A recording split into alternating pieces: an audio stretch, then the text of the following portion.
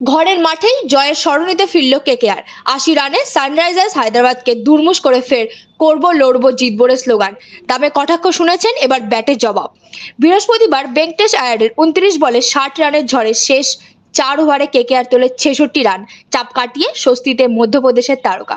অন্যদিকে আগের ম্যাচে ডাগআউটে বসে থাকা বৈভব আরোরা এদিন ইম্প্যাক্ট প্লেয়ার হিসেবে নেমেই বাজিমাত করেন। দ্বিতীয় বলেই ফিরিয়ে দেন ট্রাভিস হেডকে। দ্বিতীয় ওভারে তুলে নিলেন ঈশান কিষানের উইকেট।